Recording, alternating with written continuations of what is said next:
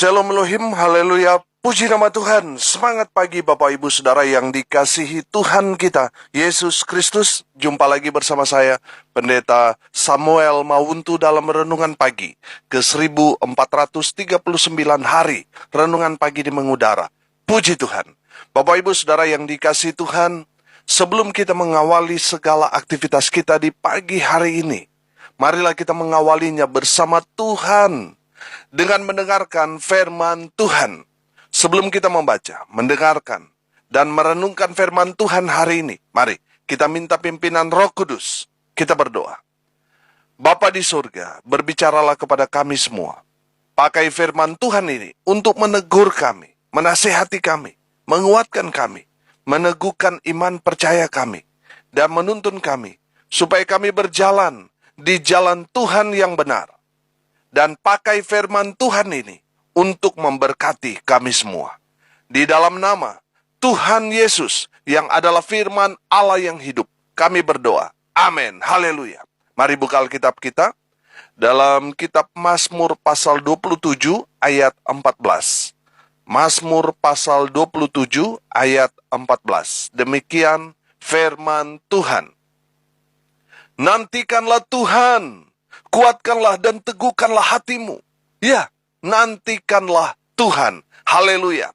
Bapak Ibu Saudara yang diberkati Tuhan, di ayat ini Raja Daud mau memberikan kekuatan iman buat siapapun orang yang percaya kepada Tuhan. Amin. Haleluya. Raja Daud adalah seorang raja Israel yang dipakai Tuhan dengan luar biasa. Dia adalah raja Israel yang berkenan di hadapan Tuhan. Pertanyaannya, apakah dengan begitu hidup Daud berjalan mulus? Tidak, saudara.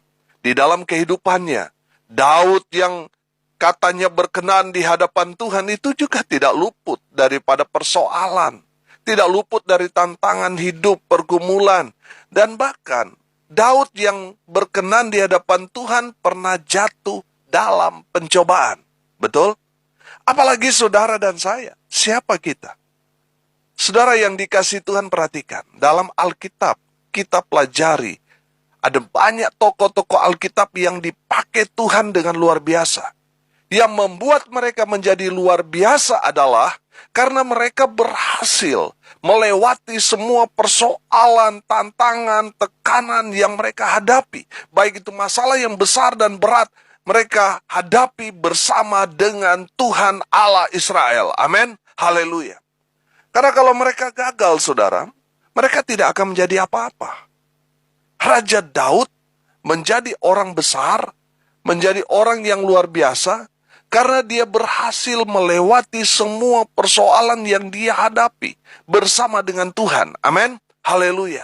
Saudara yang dikasihi Tuhan, saya percaya kalau saat ini saudara Tuhan izinkan mengalami pergumulan yang berat dalam hidup saudara, saya percaya itulah proses Tuhan untuk menjadikan saudara bukan orang biasa, tetapi diproses Tuhan untuk menjadi orang-orang yang luar biasa, dipakai Tuhan. Amin. Haleluya.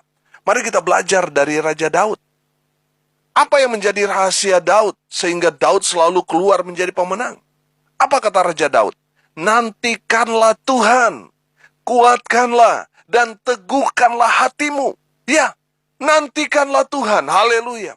Bapak Ibu Saudara yang dikasihi Tuhan, dari ayat ini kita dapat menangkap bahwa Raja Daud adalah orang yang betul-betul mengandalkan Tuhan dalam kehidupannya. Amin. Haleluya. Daud selalu menanti-nantikan Tuhan. Daud tidak arogan, tidak egois, tidak sok jago, tidak mengandalkan tentaranya, tidak mengandalkan kekuatannya. Tapi Raja Daud betul-betul mengandalkan Tuhan di dalam kehidupannya. Makanya tidak heran kalau Daud dipakai Tuhan dengan luar biasa. Amin. Karena apa? Karena dia mengandalkan Tuhan, makanya Tuhan memberkati dia. Haleluya. Kenapa kita harus menantikan Tuhan? Karena Tuhan mau saudara tidak berjalan sendiri, tidak bertindak sendiri. Tuhan mau kita belajar sabar, menantikan waktu Tuhan. Sabar menantikan pembalasan dari Tuhan, dari orang-orang yang berbuat jahat kepada saudara. Biar Tuhan yang balas. Biar Tuhan yang menghukum mereka, bukan kita. Hanya Tuhan yang berhak membalas, menjatuhkan hukuman buat orang-orang yang berbuat jahat kepada kita. Amin. Kenapa kita harus menantikan Tuhan? Padahal kita bisa melakukannya.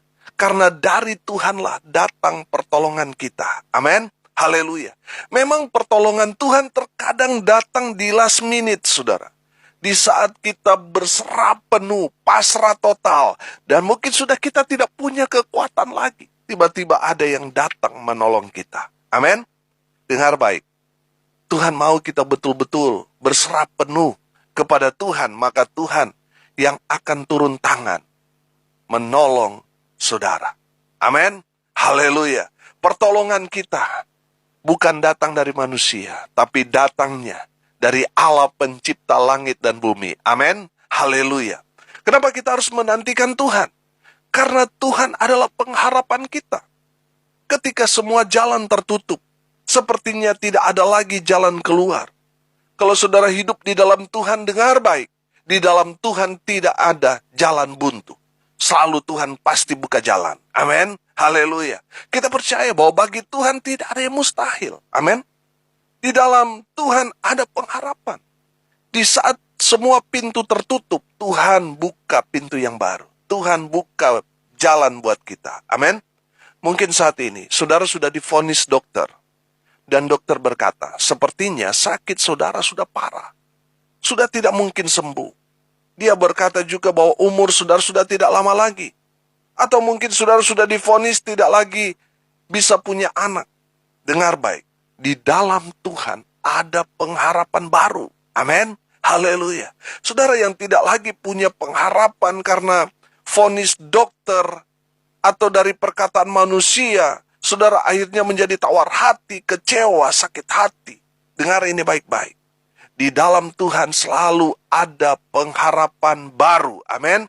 Saudara yang sakit pasti sembuh. Saudara yang mandul ada pengharapan di dalam Tuhan. Imani dan aminkan perkataan saya. Saudara yang mandul, Tuhan akan beri anak kepada saudara. Yang percaya katakan amin. Haleluya.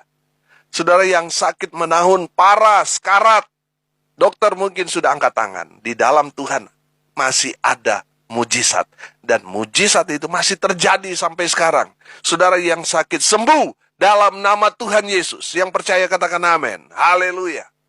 Saudara yang dikasihi Tuhan, kenapa kita harus menantikan Tuhan? Karena Tuhan adalah sumber kekuatan kita. Amin. Raja Daud sadar betul akan hal itu. Daud sadar bahwa kekuatannya bukan datang dari dirinya sendiri. Bukan datang dari kekuatan tentaranya. Bukan kekuatan dari hartanya. Bukan. Kekuatan Raja Daud adalah Tuhan Allah Israel. Haleluya. Bapak Ibu Saudara yang dikasihi Tuhan, Yesaya 40 ayat 30 dan ayat 31 berkata begini. Orang-orang muda menjadi lelah dan lesu, dan teruna-teruna jatuh tersandung. Tetapi orang-orang yang menanti-nantikan Tuhan mendapat kekuatan baru. Mereka seumpama Raja Wali yang naik terbang dengan kekuatan sayapnya. Mereka berlari dan tidak menjadi lesu. Mereka berjalan dan tidak menjadi lelah. Haleluya. Bapak Ibu Saudara yang diberkati Tuhan, dari ayat ini menjelaskan kepada kita bahwa orang-orang muda atau teruna-teruna akan menjadi lelah, lesu, bahkan tersandung. Tetapi tidak bagi orang-orang yang menanti-nantikan Tuhan. Amin. Haleluya. Mereka akan apa? Mendapat kekuatan baru. Laksana burung Raja Wali yang terbang di antara badai. Demikian juga dengan orang-orang yang menanti-nantikan Tuhan. Mereka akan berlari dan mereka tidak lemah, tidak lesu, justru semakin kuat di dalam Tuhan. Haleluya. Bapak Ibu Saudara yang dikasihi Tuhan, saya mau menceritakan satu ilustrasi yang saya ambil dari internet, dari airhidup.com, tentang Raja Wali. Raja Wali adalah makhluk ciptaan Tuhan yang sangat indah. Alkitab menuliskan mengenai Raja Wali sebanyak 38 kali. Seekor Raja Wali dewasa memiliki tinggi badan sekitar 90 cm dan bentangan sayap sepanjang 2 meter. Ia membangun sarangnya di puncak-puncak gunung. Sarang-sarang itu sangat besar, sehingga manusia pun dapat tidur di dalam sarangnya itu. Sarang itu beratnya bisa mencapai 700 kilogram dan sangat nyaman. Berdasarkan firman Tuhan, kita akan melihat mengenai beberapa hal yang dapat kita pelajari dari burung Raja Wali ini. Yang pertama, bayi Raja Wali terlebih dahulu belajar terbang. Di atas puncak gunung yang tinggi, telur Raja Wali menetas dan muncullah bayi Raja Wali. Seperti layaknya bayi yang lain, hanya ada dua hal yang sangat disukai oleh bayi Raja Wali ini untuk dilakukan, yaitu makanan dan tidur. Bayi Raja Wali akan menghabiskan masa-masa pertamanya di dunia ini dalam sarangnya yang nyaman. Setiap hari, induk Raja Wali mencarikan makanan untuk bayinya dan menyuapinya mulut bayi Raja Wali yang sudah terbuka untuk menerima makanan. Dengan perut kenyang, bayi itu tidur kembali.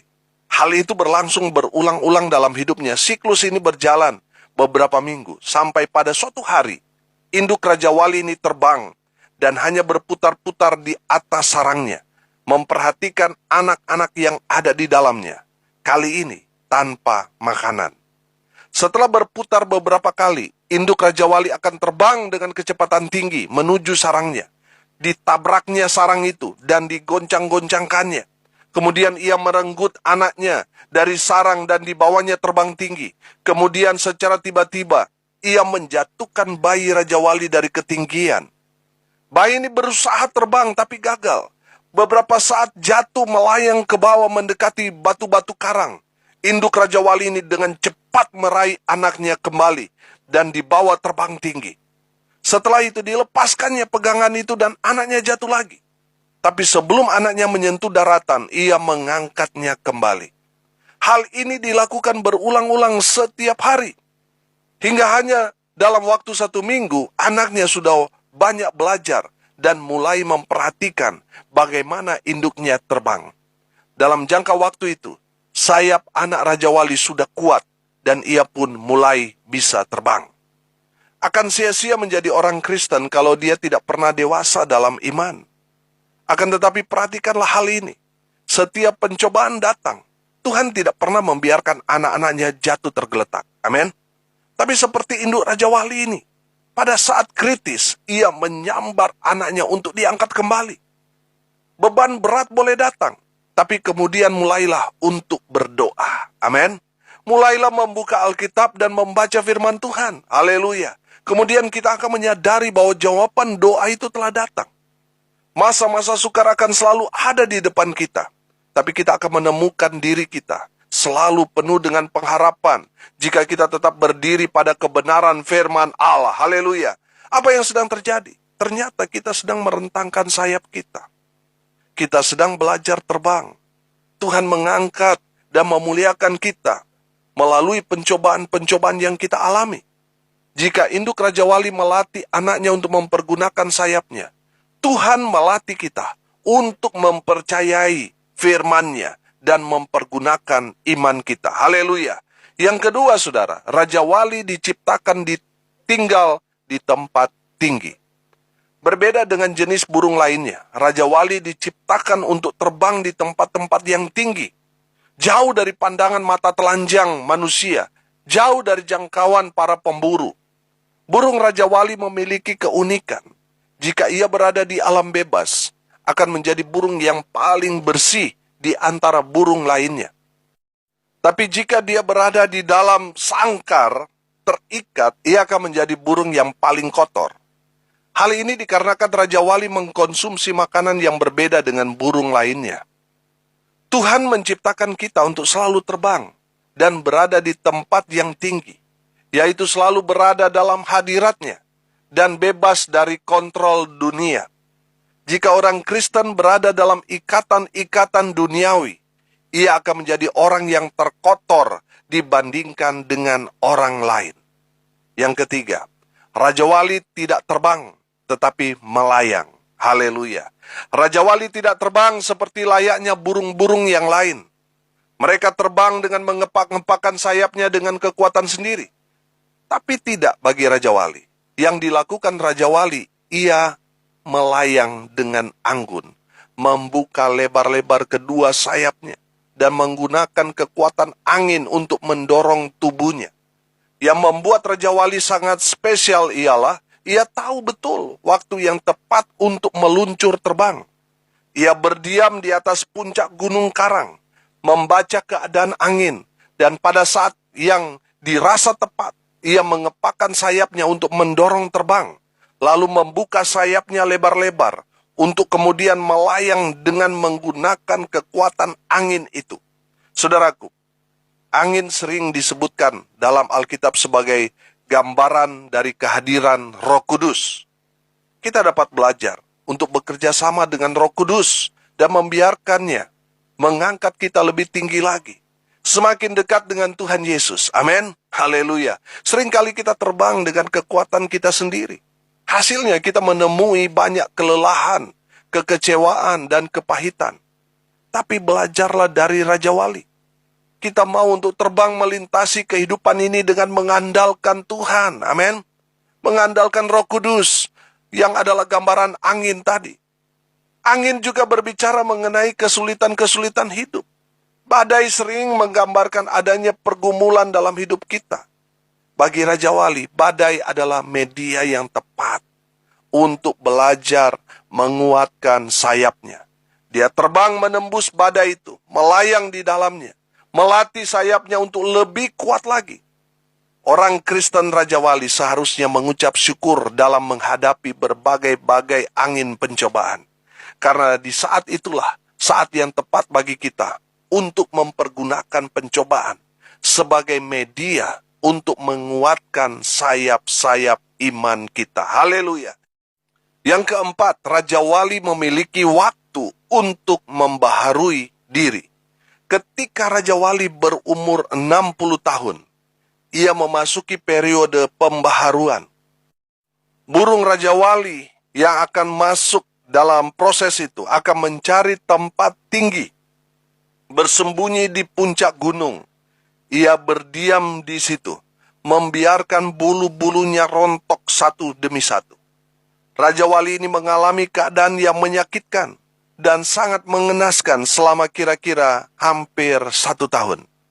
Ia menunggu dengan sabar selama proses ini berlangsung dan setiap hari ia membiarkan sinar matahari menyinari tubuhnya untuk mempercepat proses penyembuhannya. Melalui proses ini, bulu-bulu baru pun tumbuh dan Raja Wali menerima kekuatan yang baru sehingga ia mampu untuk bertahan hidup hingga umur 120 tahun seperti normalnya Raja Wali hidup. Seperti burung Raja Wali ini, orang Kristen perlu memiliki waktu-waktu khusus untuk proses pembaharuan dalam hidup ini. Membiarkan hal-hal yang lama yang tidak berguna lagi rontok dan menanti-nantikan dengan sabar pemulihan dari Tuhan. Pembaharuan adalah prinsip ilahi, di mana Allah memotong segala sesuatu yang tidak menghasilkan buah dalam hidup kita ini, agar kita mampu berbuah lebat. Selama kita menantikan Dia, relakan proses pembaharuan itu berlangsung. Haleluya. Yang kelima, Raja Wali kadang bisa sakit seperti manusia. Ketika Raja Wali mengalami sakit di tubuhnya, ia terbang ke suatu tempat yang sangat disukainya, di mana ia dengan leluasa dapat menikmati sinar matahari. Karena sinar matahari memainkan peranan yang sangat penting dalam kehidupan burung Raja Wali, dan juga merupakan obat yang paling mujarab baginya. Ketika kita sakit, baik itu sakit secara fisik, sakit ekonomi kita, rumah tangga kita, pekerjaan, pelayanan, atau sakit rohani kita, apakah kita juga mencari Allah yang memainkan peranan penting dalam hidup kita, yang juga merupakan sumber kesembuhan bagi segala macam penyakit, ataukah yang lain yang kita cari? Saudara yang dikasihi Tuhan, dari burung Raja Wali kita belajar, cari Tuhan. Amin. Yang keenam, setiap burung Raja Wali pasti mati. Ketika Raja Wali berada dalam keadaan mendekati waktu kematiannya, ia terbang ke tempat yang paling disukainya, di atas gunung, menutupi tubuhnya dengan kedua sayapnya, memandang ke arah terbitnya matahari, lalu mati.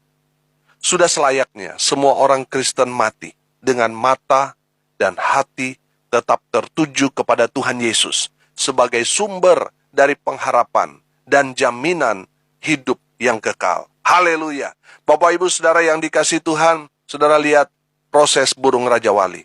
Untuk mendapatkan kekuatan baru, dia harus menunggu proses. Raja Wali melalui proses itu dengan hal yang menyakitkan. Pilihannya hanya dua. Lalui proses itu atau mati. Saudara dan saya harus memilih. Lalui proses itu. Menantikan Tuhan di dalam kehidupan kita. Sehingga kita, orang-orang yang menantikan Tuhan, akan mendapatkan kekuatan yang baru dari Tuhan Yesus. Haleluya. Dalam kebenaran firman Tuhan ini kita belajar. Dalam menanti-nantikan Tuhan, Tuhan mau kita belajar yang pertama. Belajar sabar menanti waktu Tuhan. Amin. Sabar. Semua pasti indah pada waktunya. Amin. Kalau sampai saat ini saudara belum dapat jodoh, belum dapat pekerjaan, sepertinya masalah persoalan yang saudara hadapi belum selesai-selesai. Saudara dengar baik firman Tuhan ini. Sabar menanti waktu Tuhan. Amin. Yang kedua, tetap percaya kepada Tuhan. Amin. Saudara yang dikasih Tuhan, yang lebih Tuhan suka dan kehendaki, kita percaya kepada Tuhan. Mungkin mujizat tidak terjadi kepada kita. Kita sudah berdoa, kita sudah rajin pelayanan, tapi kita belum juga sembuh. Kita juga belum dipulihkan, tapi kita tetap percaya kepada Tuhan. Tuhan menghendaki kita percaya kepada Dia. Walaupun tidak terjadi apa-apa dalam hidup kita, tapi kita tetap percaya. Tuhan salut dengan orang-orang seperti itu. Amin. Daripada orang yang mengalami mujizat, sekarang percaya, besok berubah setia. Besok hidup ngawur lagi. Saudara yang dikasih Tuhan, yang Tuhan mau kita belajar dalam menanti-nantikan Tuhan, tetap percaya kepada Tuhan. Mau terjadi mujizat atau tidak, tetap percaya kepada Tuhan Yesus. Haleluya. Yang ketiga, Tuhan mau kita belajar setia melalui proses Tuhan itu. Saudara, saya percaya semua akan indah pada waktunya. Di saat kita melalui proses bersama Tuhan, Tuhan akan memulihkan, Tuhan akan menyembuhkan, Tuhan akan memberkati kita. Yang harus kita lakukan, belajar setia. Amin. Yang keempat, kita belajar mengandalkan Tuhan. Tuhan izinkan kita mengalami banyak kesulitan, banyak persoalan terjadi. Semua orang yang tadinya kita andalkan, baik itu orang tua kita, bos kita, teman kita, harta kekayaan, semua pergi daripada kita. Tuhan sedang bekerja dalam hidup saudara, supaya saudara mengandalkan Tuhan sepenuhnya. Amin. Tuhan mau saudara mengandalkan Dia. Bukan mengandalkan manusia. Bukan mengandalkan harta. Tetapi mengandalkan Tuhan dalam kehidupan saudara. Haleluya. Yang terakhir, yang kelima. Tuhan mau kita belajar dalam menanti-nantikan Tuhan. Kuat imanmu. Tuhan mau saudara jangan lemah imanmu, tapi kuat. Menjadi pribadi yang kuat dalam imannya. Haleluya. Biarlah firman Tuhan ini boleh jadi berkat buat kita semua. Sabar menanti waktu Tuhan. Tetap percaya kepada Tuhan. Setia menjalani proses Tuhan. Andalkan Tuhan. Dan tetap kuat dalam iman saudara kepada Tuhan Yesus. Mari kita berdoa. Terima kasih Bapa di surga atas kebenaran firman Tuhan yang sangat memberkati kami. Berkati semua pendengar dimanapun mereka berada. Berkati hidup mereka. Berkati rumah tangga mereka. Pelayanan mereka. Pekerjaan mereka. Usaha mereka. Keluarga mereka. Diberkati. Di dalam nama Tuhan Yesus. Tuhan alirkan berkat sukacita, damai sejahtera, keberuntungan, keberhasilan, kebahagiaan, sukacita terus mengalir di dalam kehidupan semua pendengar. Hamba berdoa untuk mereka yang sakit, Tuhan lawat mereka, Tuhan jamah mereka, Tuhan sembuhkan mereka oleh bilur-bilur darah Yesus Kristus Tuhan kami. Mereka yang sakit disembuhkan, mereka yang lemah dikuatkan, mereka yang berduka diberikan penghiburan dari Tuhan Yesus. Mereka yang hari ini berulang tahun, Tuhan Yesus memberkati. Dengan memberi umur panjang, kesehatan, kekuatan yang datang dari Tuhan Yesus menyertai hidup mereka. Hamba berdoa untuk bangsa dan negara kami Indonesia, Tuhan memberkati bangsa kami. pemerintah yang ada di dalamnya, Tuhan berkati. Hamba berdoa untuk pelayanan yang Tuhan percayakan kepada hamba, baik dalam pengembalaan di tengah jemaat, di tengah keluarga, Tuhan Yesus memberkati. Hamba berdoa untuk pelayanan bersama dengan Infinity Ministry, Tuhan memberkati, baik itu pembina, pengurus, dan seluruh anggota. Tuhan memberi kami satu hati, melakukan kehendak Tuhan, memberitakan Injil sampai ke ujung bumi. Hamba juga berdoa untuk seluruh anggota tim doa Petra Nasional, dimanapun berada, Tuhan Yesus memberkati mereka. Hamba berdoa biarlah berkat Tuhan turun memenuhi semua pendengar. Bapak Ibu Saudara yang dikasihi Tuhan, arahkanlah hatimu dan terimalah berkat dari Tuhan Yesus. Tuhan memberkati engkau dan melindungi engkau. Tuhan menyinari engkau dengan wajah-Nya dan memberi engkau kasih karunia. Tuhan menghadapkan wajah-Nya kepadamu dan memberi engkau damai sejahtera.